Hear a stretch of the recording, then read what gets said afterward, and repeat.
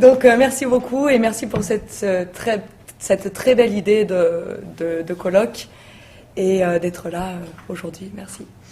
Donc la production littéraire québécoise tient une part importante de sa complexité en ce qu'elle accorde une grande liberté de mouvement au jeu de la métafiction, comme fiction qui s'interroge sur elle, ou plus précisément, à l'instar de Patricia Woff, ça marche, comme fiction qui attire l'attention sur ses procédés de construction en frustrant les attentes conventionnelles du lecteur. De manière que je considère comme systématique, tant les exemples abondent, et tout à fait inattendus pour la plupart de ces œuvres qui se veulent réalistes, les écrivains interrogent le support fictionnel pour donner à lire les troubles socio-historiques réels et leur attirance pour des personnages déviants, à la place de héros traditionnels. Donc, touchant différents niveaux de l'œuvre littéraire, des procédés de métafiction deviennent visibles dans un corpus aussi varié, génériquement que large, que j'ai construit en me concentrant sur les textes qui sont adaptés à l'écran.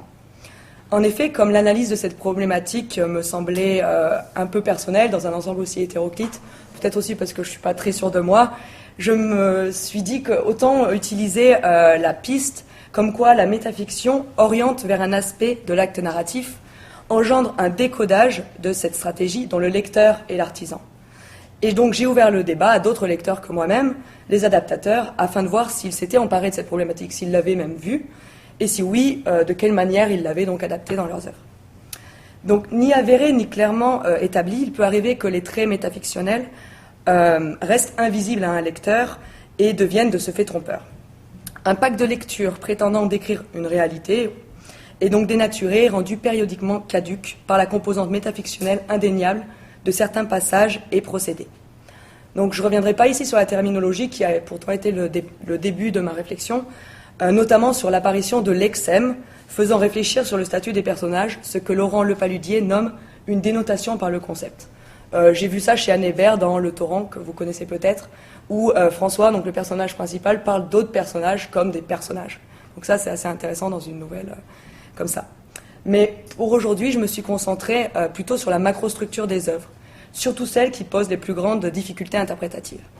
Donc en amont de l'histoire, le lecteur est tout d'abord aiguillonné par l'acte de fabulation, acte créateur qui peut d'ores et déjà développer des tromperies et des manipulations. Puis il entre dans le monde diégétique, lui-même déroutant, pour son retour sur des a priori qui lui semblaient figés et immuables. Donc c'est les deux parties que je vais suivre aujourd'hui. Donc les fabulateurs trompeurs. Dans Fabulation and Metafiction, Robert Scholl revient sur le procédé de la fabulation, plaisir de la forme qui réjouit, voire rafraîchit le lecteur. La fabulation expérimentale, c'est donc la métafiction, est alors le procédé par lequel la fabulation accepte, voire accentue sa faillibilité, son incapacité à reproduire un facsimilé du réel, tout en ne pouvant pourtant s'empêcher de représenter la réalité. Plusieurs narrateurs sont de ce fait des figures de fabulation suspectes, que ce soit parce qu'ils retardent l'entrée dans la fiction, prennent pour acquis certaines données, ou trichent, voire mentent. Donc j'en ai relevé 4 types aujourd'hui, et à chaque fois, donc, je vais analyser rapidement une œuvre qui a été ensuite adaptée à l'écran. Donc voilà comment ça se présente. Je vous donne le nom de l'auteur, la date de publication, le nom du réalisateur et la date de... Voilà. Donc tout d'abord, le fabulateur qui attire l'attention sur le hors-récit. La pièce d'Alexis Martin, intitulée Matroni et moi, je suis désolée pour...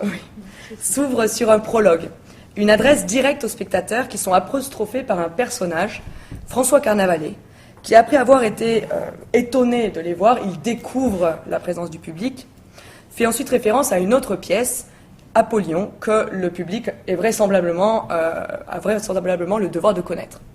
Il est d'ailleurs déçu que les réactions du public soient si faibles. Carnavalet use de la fonction fatigue et s'impose ensuite comme créateur du monde diégétique. Je vous dis Montréal, rue Henri-Julien, un mercredi soir du mois d'août. Prenant peu à peu l'emphase, l'adresse se termine par une multitude d'exclamations. « Sourd, le monde est sourd !» C'est alors toujours que se lèvent les enragés de ce monde. Donc cette instance apparemment hétérodiégétique, puisqu'elle ne revient jamais dans l'œuvre, qu'est Carnavalet, trouve un visage extrêmement intéressant dans l'adaptation de Jean-Philippe Duval, où une voix off, qui intervient dès le pré-générique, connaît les personnages et les présente à tour de rôle, leur parle en fait, d'une certaine manière. Donc présence parmi d'autres de l'excroissance du fabulateur, cette voix off nous accompagne à travers le film, intervient par moments, et en fait explicite la condition de fiction du film, et s'exclame à la fin, eh bien voilà, sur l'asphalte brûlant meurt le personnage, pendant que la caméra prend de la hauteur. Donc concluant sur une note pleine de détachement. Deuxième type de fabulateur, le fabulateur qui attire l'attention sur l'acte de langage et le signifiant. Donc la prose d'Anne Hébert, qui présente souvent des narrateurs homodiégétiques, et c'est là que c'est intéressant, ne cesse de jouer sur les associations, généralement arbitraires, entre son, rythme et image du mot, donc ce qui est un autre procédé métafictionnel relevé par Patricia Woff, que l'on trouve donc par exemple dans Kamouraska. Pour ceux qui l'ont lu, j'imagine que vous avez aperçu ça. Donc Elisabeth, narratrice qui se remémore le meurtre de son premier mari, suit mentalement son amant qui traverse le Québec jusqu'à Kamouraska pour aller donc tuer ce premier mari à travers des villes dont elle épelle les noms, plus de 20 ans après les événements tragiques. Donc si vous ne comprenez pas tout, lisez Kamouraska, c'est très très beau. Donc Rivière-Ouelle, Rivière-Ouelle, répète cette fabulatrice. Rivière-Ouelle, me raccrocher à ce nom de village comme à une bouée, tenter de faire durer le temps, excusez-moi, étirer le plus possible les voyelles, les syllabes fermées de rivi, les laisser s'ouvrir en R. Essayez en vain de retenir well, ce nom liquide qui s'enroule et fuit. Visualisant le nom du village, l'entendant presque, le lecteur est détourné de ce qu'il attend avec impatience. Qu'Elisabeth nous raconte enfin ce qui s'est passé, et donc qu'on en vienne aux faits, et accepte donc sa culpabilité dans le meurtre d'Antoine, son premier mari. Mais furtive, elle s'étend ensuite sur la description du mot Kamouraska. Donc je vous ai mis la citation à l'écran. Alors que de longs passages sont parcourus de telles analyses stylistiques, le meurtre d'Antoine sera résumé en quelques mots, faisant de ce roman déceptif l'un des plus suspects à ma connaissance. Mais Anne Hébert ne s'arrête pas à ce seul procédé. Ce n'est pas pour rien qu'elle est réputée pour le sérieux avec lequel elle sculpte ses identités narratives. Aussi, Les Fous de Bassan a-t-il fait couler beaucoup d'encre, en ce qu'il fonctionne autour de 6 actes de parole provenant de 5 narrateurs différents, tous membres d'un petit village ébranlé par le meurtre de 2 jeunes filles. Si les voix se succèdent, les messages s'entrelacent et des passages entiers, des phrases en fait, se retrouvent telles quelles entre les différents actes de narration. Cette répétition de plusieurs phrases entre les journaux, lettres, cris de ces narrateurs ira jusqu'à faire penser certains critiques que ce découpage, devenu suspect, pourrait tout aussi bien être le fait d'un seul et unique narrateur, le meurtrier.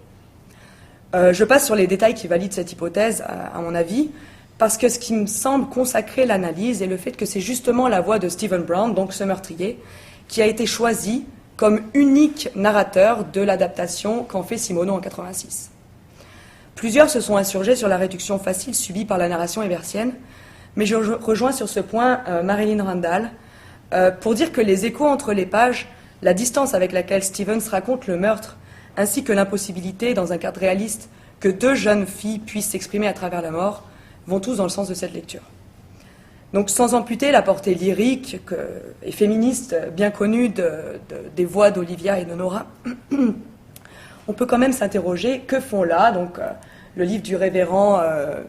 Donc chacun des narrateurs est encore vivant au moment où il écrit.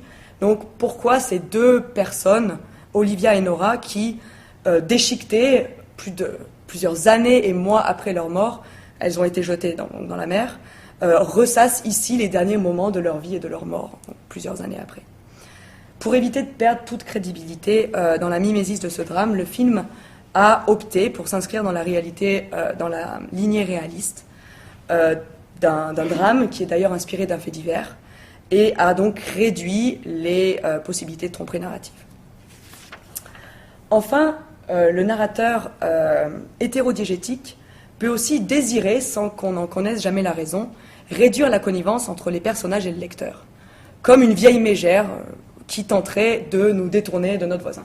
En fait, c'est l'impression que j'ai eue quand j'ai lu Le Matou de Beauchemin, et j'ai vraiment été choquée à la lecture de ce roman. Je ne sais pas si d'autres personnes auront eu le même sentiment, mais n'est-il pas vrai que chaque personnage subit, à un moment ou à un autre, une description totalement désagréable, voire abjecte, que ce soit Florent, coureur de jupons et menteur, pas du tout, qui ne se repent absolument pas, Slipskin, qui est apparemment sympathique, mais qui s'avère cupide et amoral, sans parler bien sûr de l'immonde Rata Blavatsky, qu'on ne croit pas une seconde mue de bonnes intentions. Pourquoi ce narrateur ne met-il en avant que les pensées négatives des personnages? Pourquoi s'obstine-t-il parallèlement à nous dire presque explicitement ce qui va se passer, dénaturant donc le suspense romanesque? Ne serait-ce pas lui le véritable Matou? C'est une petite question que je me pose. Donc j'ai repris pour vous les premières pages du roman pour vous montrer comment ça fonctionne. Et donc la première fois que Florent se rend chez Rata Blavatsky, voilà ce qu'on lit. Donc le cœur oppressé, Florent se mit à gravir le petit escalier de marbre blanc qu'il avait emprunté maintes fois avant son mariage, 2 fois après, lorsque le sort lui faisait rencontrer une jolie fille qui avait le goût de faire plus ample connaissance avec lui. Une parenthèse nous indique comme ça qu'il a trompé 2 fois sa femme. Bon, c'est pas tellement dérangeant finalement, sauf que ça revient tellement souvent dans le roman qu'on pourrait se dire qu'il s'agit donc d'une maladresse stylistique de l'auteur ou peut-être d'un désir de ce dernier de spécifier ses idées morales sur l'adultère. Mais en fait, on voit finalement ces remarques comme des indices, des prolepses. En effet, après que Florent a consommé son 3e adultère, Rata Blavatsky le fait chanter et dévoile finalement tout à sa femme, ce qui crée donc une multitude de péripéties. Donc, plus encore qu'une remarque désobligeante, il s'agit d'une prolepse. Donc le lecteur peut se dire, mais qu'est-ce que c'est que ça? Pourquoi on parle tellement de cet adultère? Et finalement, il s'avère que cela aura un impact sur la diégèse. Donc suite à cette remarque désobligeante, c'est au tour du vieillard Rata Blavatsky d'être décrit. Donc Florent était plutôt agréablement surpris par son interlocuteur. Il s'attendait à voir une sorte de maniaque doucereux. Il avait devant lui un homme distingué et apparemment fort lucide, malgré des allures un peu bizarres. Un seul détail le choquait, l'odeur désagréable qui semblait émaner de ses pantoufles. Donc pourquoi ce détail sur l'odeur des pieds de Rata Blavatsky, odeur qui le suit d'ailleurs en permanence? Le narrateur apparaît ici comme unreliable, donc plutôt non fiable, à l'instar de Wayne Booth, en ce que la distance qui est normalement attendue entre lui et les personnages n'est pas respectée et qu'il n'a de cesse de vouloir prouver son omniscience, comme mu par un complexe d'infériorité qu'on ne saurait s'expliquer. Le film de Jean Baudin, par l'utilisation systématique de gros plans sur des objets divers et variés, dont on ne les comprend pas toujours, joue le même jeu et adapte ainsi le phénomène où les traits de la figure de narration se dessinent à l'intérieur même de la diégèse, niant son extraterritorialité diégétique qui est pourtant la seule condition de son objectivité. Mais les procédés métafictionnels peuvent aussi s'observer au niveau des structures internes du récit. Donc Wavre décline différents types de frame breaking. Je vous en donne quelques-uns. Donc stories within stories, characters reading their own fictional lives, and self-consuming worlds or mutually contradictory situations. Donc après avoir analysé le système des mises en abîme et le détournement du chronotope, donc nous parlerons de l'hétérochronotopie, je me tournerai vers le problème plus grave donc des récits incomplets. Donc les mises en abîme structurelles gênantes, la présence de stories within stories, dont parle Wavre, met en avant pour le lecteur la dimension fictive de la fiction, comme monde construit, à l'instar du micro-monde construit, qui est la plus petite de ces poupées russes. Donc on trouve de tels exemples dans le théâtre québécois, et notamment dans les feuillettes ou la répétition d'un drame romantique de Michel-Marc Bouchard, où Simon, qui a été incarcéré pour le meurtre de son amant, dont il n'est... Ça va? Dont il n'est pas coupable, j'ai dit quelque chose qu'il ne fallait pas. Donc Simon, accrochez-vous parce que c'est pas si simple. Simon a été incarcéré pour le meurtre de son amant, dont il n'est pas coupable. Monte une pièce, une répétition du passé, par le truchement d'anciens détenus qui étaient ses amis, afin que son ancien antagoniste, Bilodeau, qui est devenu archevêque, reconnaisse sa propre culpabilité dans le meurtre de Vallier, donc son amant. On est confronté à une succession de mises en scène. Les acteurs vieux, tels qu'ils sont appelés dans les didascalies, regardent d'autres acteurs qui jouent le rôle de leur jeunesse, lesquels répétaient par moments une représentation théâtrale de la mort de Saint-Sébastien. Donc cela resterait, somme toute, assez simple si le spectateur n'était témoin d'aller-retour entre les différentes strates de cette mise en abîme, comme c'est le cas dans la citation que je vous présente ici, entre les jeunes acteurs, Vallier, Simon, auquel s'ajoute à la fin le jeune Bilodeau qui va entrer en scène, et les interférences de Monseigneur Bilodeau qui n'arrête pas de couper la parole à la représentation. Par exemple, cette scène est indécente, je ne saurais le supporter, et plus loin, j'en ai assez vu. Donc non seulement y a-t-il des échanges verbaux entre les différents mondes, mais les actions, comme le fait de fermer les lumières, ont un impact sur l'autre. Donc le jeune Bilodeau, c'est la dernière didascalie, rallume les lumières.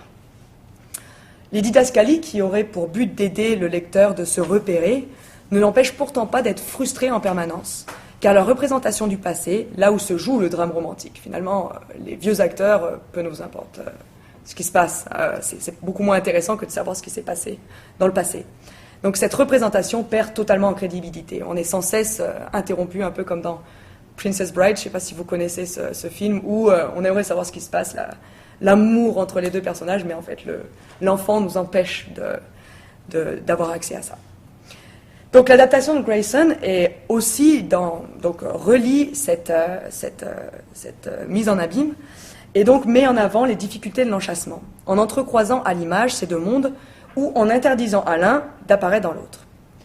Ainsi, les vieux acteurs, que sont donc Simon et Bilodeau, l'archevêque, sont servis, soudainement, sans aucune transition, par Bilodeau, le jeune Bilodeau, tel qu'il apparaît en fait dans la mise en abîme, au moment des fiançailles donc, de Simon avec une femme. Donc, vous avez compris, les Feluettes, il est amoureux de Valier, qui est un homme.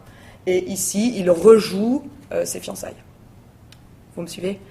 Donc, nous voyons plus tard mourir Valier, comme s'il s'agissait de la méta, du premier rang de la mise en abîme, donc en premier plan ici, mais en fait, ce qui est vraiment gênant, c'est que cette mort semble effective, car il disparaît tout bonnement du film, même en tant qu'acteur. Comme si ce qui se passait dans la mise en abîme avait un impact sur ce qui se passait en fait dans le monde, le métamonde. Donc si les complexités structurelles sont donc l'objet donc, de certains récits, l'espace-temps, ou aussi appelé le chronotope, est lui aussi sujet au doute, en ce qu'il est parfois déstabilisé. Donc Laurent Le Panudier dit que ces procédés qui affaiblissent ou neutralisent l'illusion référentielle, qui surprennent par rapport aux habitudes de lecture axées sur la diégèse, son intrigue, ses personnages perçus comme mimétiques du réel, concourent à un questionnement critique vis-à-vis du texte, donc à la réflexion métafictionnelle. Donc analyser l'hétérochronotopie, mot que j'adore, néologisme en fait construit à partir de donc, l'hétérotopie de Foucault et le chronotope de Bakhtin, donc, qui tient compte de la transgression de frontières théoriquement insécables d'un chronotope littéraire, participe du discours sur les personnages névrosés et engage le lecteur, non pas avec la diégèse, mais avec le discours théorique qui est porté sur elle et donc sur les personnages. Donc dans ma thèse, j'ai justement étudié les impacts de certains passages hétérochronotopiques dans 3 récits et adaptations, Le Torrent, Littoral et Borderline. Donc sa portée peut tout d'abord être ludique. Comme dans Littoral, où un personnage refuse de se soumettre au discours des didascalies. L'oncle Émile, en fait c'est une citation qui dure 4 pages, donc je vous ai un peu condensé. L'oncle Émile demande soudainement à d'autres personnages où ils se trouvent. Ces derniers, en fait, ont migré à coup de didascalie d'un lieu à un autre, mais lui refuse totalement d'aller donc à la morgue où l'attendent les autres. Il était à l'appartement de Wilfried et désire y rester jusqu'à ce qu'il aura fini de dire ce qu'il avait à dire dans l'appartement. Donc ça, c'est assez amusant comme trouble hétérochronotopique, mais bien souvent, l'hétérochronotopie plus sérieuse vise à exprimer les troubles identitaires de personnages qui sont déroutés. Donc les films s'emparent de ce discours, des hypotextes, et démultiplient le nombre de scènes d'hétérochronotopie.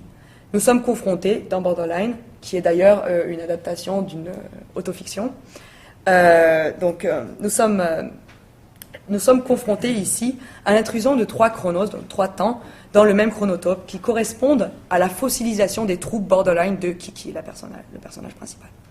L'adolescente que nous voyons sur la capture, blonde, se rend chez sa grand-mère et croit sur son chemin ce qu'elle sera quand elle sera adulte, ici, et ce qu'elle était enfant, dans une scène où elle va apprendre, dans les 3 âges de sa vie, quelque chose de crucial pour sa vie. Donc, je ne vais pas vous en dire plus si vous voulez voir le film, mais justement, l'élément hétérochronotopique nous met en garde contre, attention, lecteur, il se passe quelque chose de grave ici. Il en est de même dans Le Torrent, où François, donc ici, adulte, se tourne vers l'enfant qu'il était juste après avoir consommé le matricide, le matricide de la grande Claudine, dont il rêvait enfant, que nous voyons ici. Dans la nouvelle, d'ailleurs, il y a quelques passages comme ça où il se voit en dehors de son propre corps, dans les moments où il est lui-même comme un autre, on pourrait dire. Et enfin, donc tout ça, c'est le chronos qui joue avec le chronotope, mais dans Littoral, on a le même phénomène avec le topos. Ici, Wilfried, en fait, Wahab, est dans une chambre d'hôtel montréalaise, et soudainement, alors qu'il écoute les cassettes que lui a léguées son père, une vague entre dans la chambre où il est et l'emmène avec lui dans le littoral libanais, où ses parents ont décidé de l'avoir. Donc on a ici un jeu avec le topos. Mais dans chacun de ces cas, attirant l'attention du lecteur sur un phénomène surprenant, pourtant accepté par les personnages, aucun d'entre eux ne se pose de questions. Tiens, je me vois enfant. Non, ils se regardent les uns les autres. Les fictions déconstruisent le cadre réaliste et nous éloignent donc des personnages. Mais ce qui nous éloigne le plus des personnages, et c'est mon dernier point, ce contre quoi Pierre Bayard s'insurge, ce sont les blancs diégétiques laissés par l'auteur. Il dit en effet « Nombreux sont les lecteurs à éprouver par moments, devant les textes de fiction, l'impression désagréable qu'on ne leur dit pas tout. » Bien que ce ne soit bien sûr pas le fait unique de la littérature québécoise, le lecteur de ce corpus n'est pas sans avoir cette impression désagréable. Pourquoi ce petit habitant en arrive-t-il tout d'abord à laisser mourir sa jeune femme pour avoir voulu économiser quelques piastres? Je fais ici référence à Séraphin Poudrier, du roman de Grignon, Un homme et son péché, lequel est maladivement avare, mais ça prend une ampleur assez considérable. Pourquoi, par ailleurs, donc comment se fait-il par ailleurs que la belle Claudine du Torrent d'un Hébert doive un jour se marginaliser, éduquer son enfant dans la terreur religieuse et soit prête à le mutiler à coups de clé, si vous avez lu la nouvelle, s'il n'accepte de devenir prêtre selon ce qu'elle avait décidé. Pourquoi enfin le survenant de Gouèvremont ne parvient-il à rester au chenal du moine? Vu qu'Angelina qu'il aime, en fait tout se passe très bien pour lui, Angelina l'aime, il aime Angelina, elle lui offre tout, mais il décide quand même de partir. Moi, quand je suis arrivée à Toronto, j'ai lu toutes ces œuvres et je me suis dit, mais pourquoi? Enfin, je ne connaissais pas du tout la littérature québécoise et j'avais des questions comme ça, j'étais un peu frustrée. Or, si les récits littéraires omettent de nous donner des détails nécessaires à répondre à ces questions ou comprendre le passé ou le des personnages, les adaptations cinématographiques pallient le manque et expliquent à travers des paralypses, souvent présentés sous forme de pré-générique, et ça c'est vraiment récurrent, ce que les lecteurs seraient en droit d'attendre. Ainsi, Éric Canuel accorde 2 séquences aux survenants, qui préfèrent donc la vie de vagabond au luxe qu'on lui offre au chenal du moine. Donc 2 séquences dans lesquelles le survenant insinue avoir été abandonné dans son enfance, expliquant donc son impossibilité, son incapacité à rester dans un lieu fixe. Pour ce qui est de Séraphin, Binamé explique sa déviance par un traumatisme survenu dans son enfance. Donc sa mère est en effet présentée dans une scène de pré-générique complètement sordide, avec une musique horrible d'ailleurs. Donc elle est présentée en train de se prostituer. Un vieillard lui jette ensuite une pièce de monnaie devant Séraphin qui a vu la scène. Et donc on se dit que c'est pour échapper au déterminisme que ce dernier cultiverait son avarice. Quant à Claudine, plusieurs paralypses filmiques la présentent jeune femme amoureuse d'un prêtre, avec qui elle conçoit vraisemblablement l'enfant que sera François. Et son rejet du village sous les pierres et son arrivée à la ferme sont relatés alors qu'augmente sa ferveur religieuse. Donc il y a énormément de paralypses qui la montrent très belle et très candide. Les adaptateurs montrent donc, par leur désir d'augmenter les récits par l'avant, le manque sur lequel les hypotextes étaient bâtis. D'un trop peu d'informations, le lecteur tombe peut-être néanmoins parfois dans le trop-plein. C'est un peu psychologisant par moment. Il y a quand même un désir de compléter. Donc la propension à la métafiction se situe sur un spectrum qui est à mon avis très très très large dans le corpus dense d'Anne Hébert, mais peut se réduire à un seul aspect, voire même à une absence, plutôt qu'à une réelle prise de position. En fait, dans le cas de Grignon, je me sens un peu mal de dire que son texte est troué, parce qu'il voulait au départ tout simplement faire un roman du terroir, il n'avait aucune prétention à nous décrire la jeunesse de l'avarice de Séraphin. Donc dans tous les cas, l'apport de ces phénomènes, chaque fois trompeurs et relevés par les adaptateurs, montre la volonté des auteurs québécois de ne pas se soumettre à l'influence du vraisemblable, correspondant dans les termes de Jacques Soyer à une attaque de la plénitude référentielle du signe, pour montrer, au contraire, donc, le pluriel, l'équivoque, la parodie. Ou alors à suggérer peut-être l'émiettement d'un monde tel qu'ils le connaissent et leur propension à s'émanciper de jeux, de normes préétablies par d'autres systèmes. Donc si on parle par exemple du modèle culturel français, donc peut-être prendre une distance.